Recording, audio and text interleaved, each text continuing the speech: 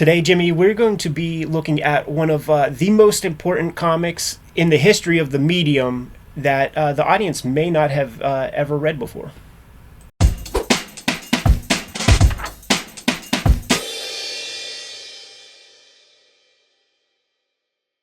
Fantastic video for you today, ladies and gentlemen. Welcome to Cartoonist Kayfabe. My name is Ed Piscor. I'm Jim Rugg. I want to remind you guys that we are on the road to 100,000 subscribers. So if you dig the videos, it would help us out a lot if you hit that subscribe button, hit the bell so that we can notify you as new videos present themselves. We have a Patreon, and the King Kayfabers on the Patreon get access to all the comics that we talk about before anybody else gets to see them by getting the vids from us. Also, they're hanging out with us in a live stream recording session as we produce these videos. And we may have talked about your favorite comics on the channel at this point. 5 years in, 1,700 plus videos in our videography. Go on the front page of the Cartoonist Kayfabe YouTube channel, give it a search, and watch those episodes of us talking about your favorite comics. Without further ado, Jimmy, Drawn and Quarterly has taken it upon themselves to print the bibliography of Yoshihiro Suge. And the volume that contains Neji Shiki, also known as Screw Style, has finally gotten a fresh coat of paint and is included in, I think this is the second or third volume of materials that they put out from Suge's work. But the Screw Style story is here. And not the first time that it showed up in American comics. If you have the February 2003 issue of the Comics Journal, it gets some treatment in those pages when they were doing that. Well, this is different because they were doing that printing public domain stuff for a while. But yeah, they put out a version of this. Yeah, some notable differences. The translation's slightly different, and maybe we'll call attention to that here and there. It's nothing major. Thematically, it's the same. It'd just be maybe a little different verb, tense, something like that. It's not flipped. Right, the new one is not flipped, so that's a big difference. Right. So, let's use the the fresh version. You know, the more precise version, especially with the ghastliness of this character. When you flip him, you're making him even freakier looking. Buy our books. Keep the videos coming to you on a regular basis. Jimmy has Street Angel Deadliest Girl Alive, Street Angel Princess of Poverty, True Crime Funnies, 1986 zine, BW zine. Get those at his website. Hulk Grand Design, Treasury is out there. Trade paperback coming soon. I have Hip Hop Family Tree Omnibus, X-Men Grand Design Trilogy, Red Room Crypto Killers comes out the end of February, Antisocial Network, Red Room Trigger Warnings, and the Switchblade Shorties comic strip coming to you online on a daily basis. Now that we're done showing off our books, get them, and back to the video. Yeah, definitely a strange guy. This whole story, though, is bizarre. Yes. Which probably speaks to some of its influence. I think so, too. The aesthetic, like that face, it's iconic. When I was, this very last trip that I went to in Tokyo, Suge hooked up with a hip-hop DJ. Shouts to Zen LaRock. And Zen LaRock has a clothing line. And they put together a little capsule edition of like 8 or 10 different garments. And this face would be the central piece of almost every single one of those garments. What was cool when I visited that little pop-up was that Zen had adorned along the side of all the clothes a bunch of ephemera, including an artist edition style book. So I'm kind of telling on myself because this is something I'm going to be hunting for. And now people are going to be out there seeking it and scooping it up. But I have to bring it up when we talk about it because it was very illuminating to the construction artistically of this material, in as much as anything that you think is well observed and referenced is because it's either directly traced from a photo or, you know, coming from some kind of photographic reference. All of the most iconic pieces. The story starts with this character, and he's supposed to be a boy, by the way. He got he got rocked by a jellyfish, and it like severed an artery in his arm. So that's why he's holding himself as he's traversing the terrain. You see probably an American bomber or something flying above. So this is like war-torn Nippon. And from this point forward, this story, it appeared in Garo magazine, 1968, which I think is very, very noteworthy because the people who grew up reading comics started to grow up to make the comics. And we are getting a different kind of comic from the people who grew up reading their Suzukas and stuff like this, man. So this is an exercise in the surreal in one of the most successful ways I think I've ever seen in a comic. There's a lot of lip service that Ryan Holmberg gives in the back here. Almost all this stuff has Nejishiki built into the conversation. Right. And okay, yeah. So there's your photos right there. Yeah, I was gonna pull as we get to certain ones because he's kind of got them all mashed up on a page there. Yeah. But maybe as we get to some specific panels or whatever that are referenced, I'll lean that over. There's no clear like, you know, this is why this comic is the most important comic. And we were having the conversation afterwards. You know, reading this story, I have my own thoughts and ideas, and I do think that it is one of the most successful pieces of surrealism in the comics medium that's ever been done. A big part of that is when you're dealing with surrealistic material, I think people's consciousness really does play into the construction of their comics a whole lot. And I think this one does a great job of pushing it all to the background. Like, it feels like it's all a stream of consciousness, automatic comic making. He doesn't have an explanation for the purpose of this comic, what it signifies. He gives you no clues or answers to what it is you're looking at. You got one, Jimmy? I do, yeah. I actually have two of them. So this guy, you can see clearly being pulled from this photo. Yeah. And then this body prone on the ground being pulled from this photo. Right. And it's very That's the page before. interesting because like these photos come from all sorts of like photography magazines. Yes. You know, it's almost like Morgue Files once again that we've talked about with American comics. The difference possibly being I don't need a reference for this type of car. I may need a reference. I may see a composition Right. that I think is really noteworthy. You know, like the tracks that he's walking up is another photograph, you know, pretty clear and really close photo-wise. I think he directly traces, like, from, you know, projects it or whatever. Yeah, there's such a combination of things going from like a photorealistic background and not uncommon in manga, but maybe something that he's pushing a little bit further than typical. But when you combine that with the surreal, dreamlike, I don't know, logic Right. setting, it really is something different. Yeah, you have pieces like this where the guy running the locomotive has this mask on. I think that this is the closest kind of comic to like a Lynchian kind of filmic surrealism. You know, it's always brought up with Velvet Glove, that's Dan Clow's, you know, Lynchian, Twin Peaks-ish kind of comic. And Clow's is, he's a square dude, you know, like he doesn't go on chemical trips. He's not a drunk or anything like that. So he's pulling from a pretty sort of rigid mindset to make his surrealistic stuff. And it looks like a guy who's like, I'll do this thing here now and I'll do that thing.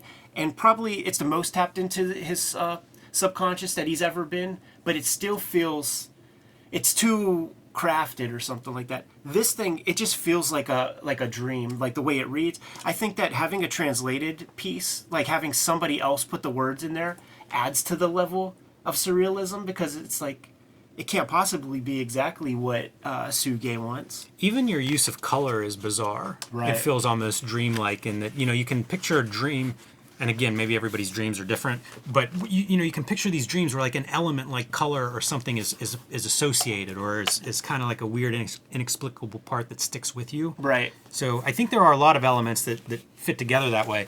This is the photo reference for your train car here. And you can see like it's really as you say, possibly traced Yeah. to get to that level. Yeah, quite sure. And speculation that he didn't even draw this page, that this one was another assistant that he worked with. Yeah, that's the thing, because Suge, now the Garo cartoonist, Garo is like Fantagraphics 1995, where like, yeah, you get your book, but you ain't getting paid. Right. You're not getting no money, man, because we didn't sell enough for you to get paid. So he was a part of Shigeru Mizuki's studio. This is the guy who does the Kitaro comics. And what's interesting is, like, this is Mizuki style. Like, that looks like Shigeru Mizuki artwork. So he could, like, kind of crib that style. It's super interesting, because I actually didn't know that about him. I always wonder how Garo cartoonists put their, make their bones. And, like, there's that other guy who worked for Go Nagai, Kaze Shinobu, and none of his stuff ever made money. And then we discovered that he stayed working for Go Nagai even while he was like moonlighting and doing his own stuff. So that's a common practice. Now, what's cool about this is it has sort of the setup of a traditional story where, like, we have an obstacle that this boy is fucking bleeding out, and we have a need. He needs to get fixed. That is the closest that this gets to a Aristotelian structure. It's not the point. Right.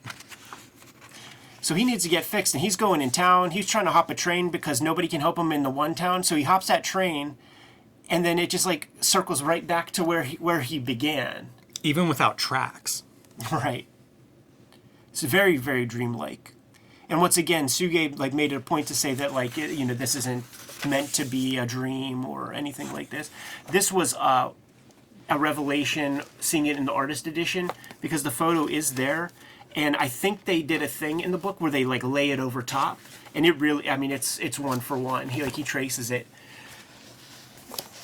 This is the photo reference here, right? So you can see how close it is.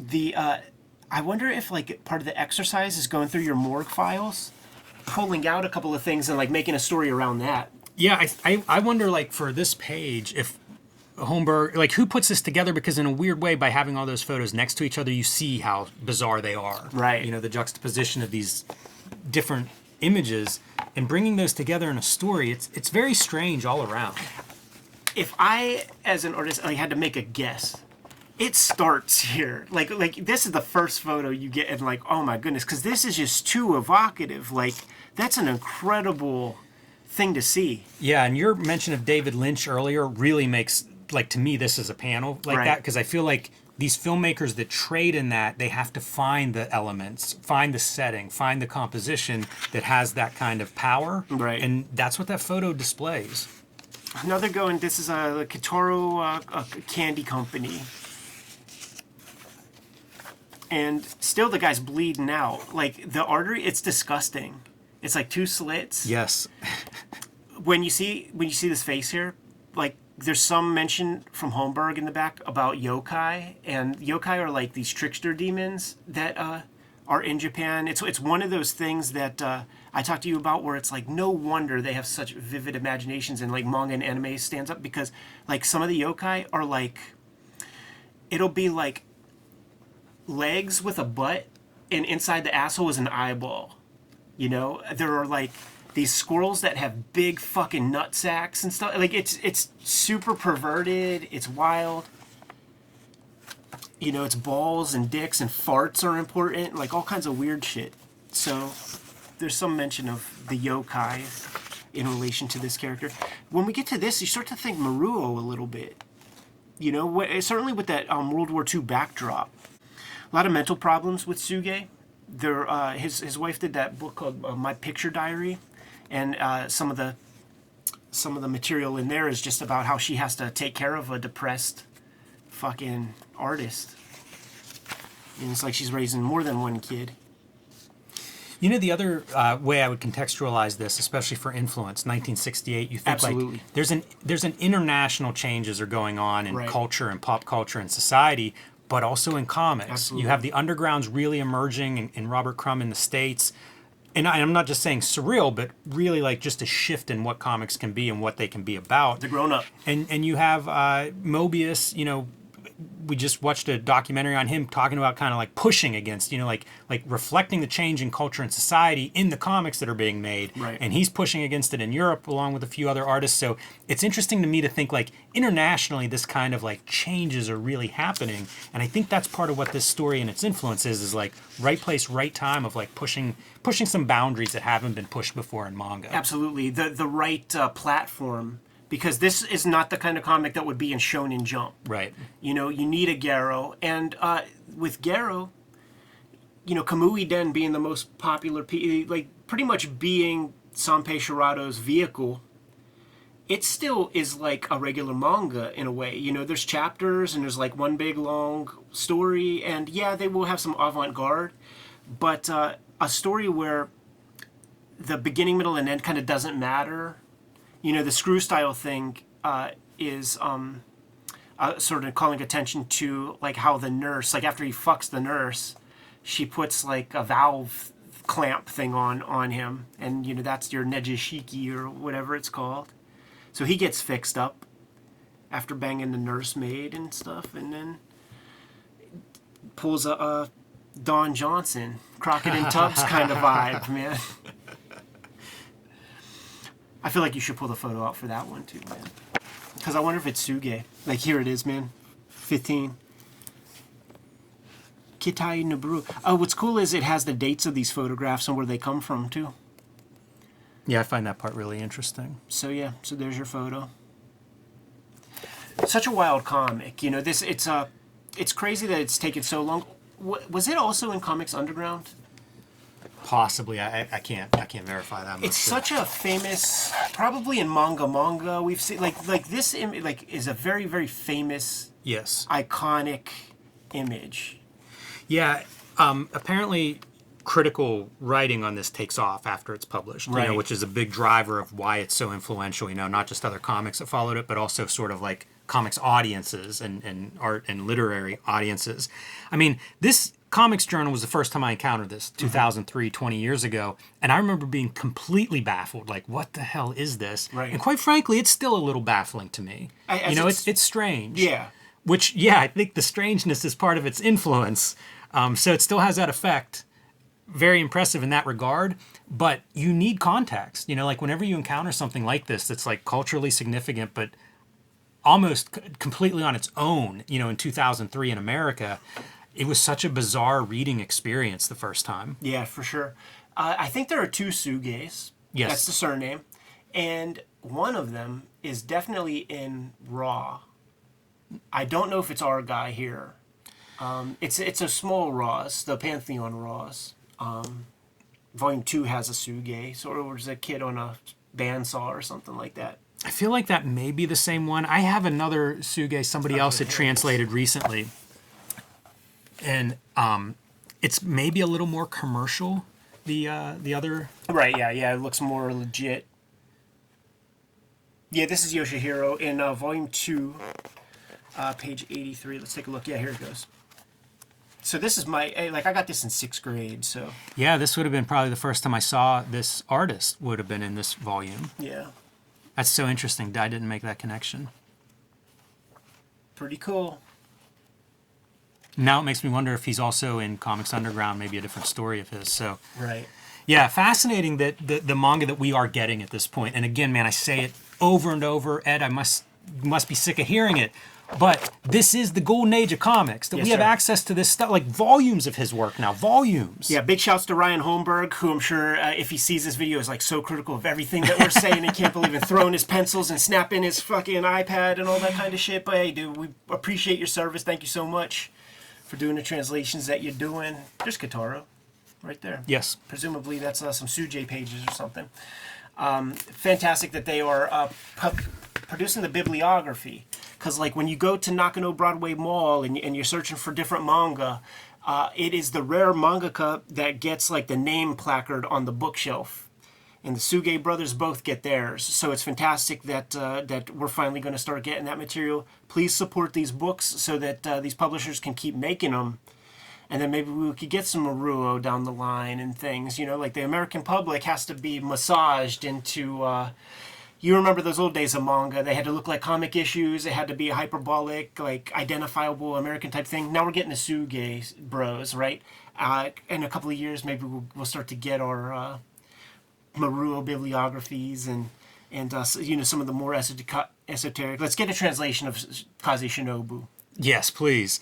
Ed, imagine the kid who is finding this, wants to draw comics, loves comics. He's you when you find Crumb. It's Right. like, too young to really process what this is, why it's great, but he's got it. He's heard it's good, so he's reading it, he's internalizing it. I mean, the stuff that people have access to now, it blows my mind what will come out of their pens. Totally. Or their styluses, probably. It's more likely. But it's an amazing thing, man. Is it like books like this, it's where the fan in me kind of like really comes out. Right. Because this stuff is just, it's beyond. I never could have dreamt of something like this whenever I'm 25. Can't say it any better, man. You good to go? Yes. Kayfabers, like, follow, subscribe to the YouTube channel. Hit the bell so that we can notify you when new videos are available. We are on the road to 100,000 subscribers. Thank you very much. And if you get anything out of these videos, if you dig what we produce, make sure that you follow the channel, and it helps us out a lot. The videos are ultimately brought to you by the books that we make, but we have a Patreon, and the Patreon is there for you to mitigate the kayfabe effect. Become one of our biggest supporters, and you get all the videos before anybody else. You also have access to the live stream recording session as we produce these videos. Link in the description below for the Patreon. We have more than 1,700 videos out there, and we might have talked about some of your favorite comics. So make sure you hit the magnifying glass on the front page of the Kayfabe YouTube channel. Check out the channel, pop in your favorite titles, check out those episodes. If we haven't talked about your favorite comics, then by all means put something in the comments so that we can push those books a little bit higher on our to-read piles. Ultimately, the videos are brought to you by the books that we make. Right now I've been working on Switchblade Shorties, which is my daily comic strip. You can find it on all of our social media platforms, the Kayfabe stuff, my own personal social media platforms, Twitter, Facebook, Instagram. There's a dedicated Switchblade Shorties Instagram, and it's also on Webtoon in its full archive. The Hip Hop Family Tree Omnibus is going quick, and it is $45 on Amazon at the moment. So scoop it up if you haven't. It's almost freaking half off, so you can't beat that with a stick. Best book I made to date. X-Men Grand Design Trilogy trade paperback. Contains all of my X-Men Grand Design works. It's the one place where you could get it all inside of one handy-dandy cover. Red Room Crypto Killers is coming out at the end of February, part of a trilogy of trade paperbacks, but you don't need to start with the first one because each contains 4 self-contained stories. So if you grab this first, Crypto Killers, then at a later time you could read the Antisocial Network or Trigger Warnings. Jimmy, why don't you let the people know what's out there? I have Street Angel, Deadliest Squirrel Alive, and Street Angel, Princess of Poverty, both available right now from Image Comics. These are also self-contained totally. One is black and white, one is full color. The Homeless Ninja on a Skateboard, perfect for the action comics or superhero comics fan in your life. The big news for me is the self-published comics, True Crime Funnies, the 1986 zine, and the BW zine celebrating the 80s black and white explosion. These are self-published. You can get them on my website, jimrugg.com, or my Patreon, patreon.com/jimrugg. They've been out of print and unavailable. They will be back and available March 6th. So if you missed those, March 6th, you can pick those up. And Hulk Grand Design. This is a treasury-sized edition, out of print. However, the trade paperback coming out in May this year, and that is available now for pre-order. So let Marvel know they need to keep these things in print by pre-ordering that one wherever you pre-order books. The books are the most important way to kind of keep things on the tracks. But there are some direct ways to support Cartoonist Kayfabe. Jimmy, let the people know. Subscribe to the Cartoonist Kayfabe e-newsletter at the links below this video. You can also pick up Cartoonist Kayfabe t-shirts, merchandise, hats, stickers, and more at our spread shop. That link is also under this video. There you have it. Make sure you subscribe to the channel, support the channel, keep the vids rocking. Jimmy, give them final marching orders, and we'll be on our way. Read more comics.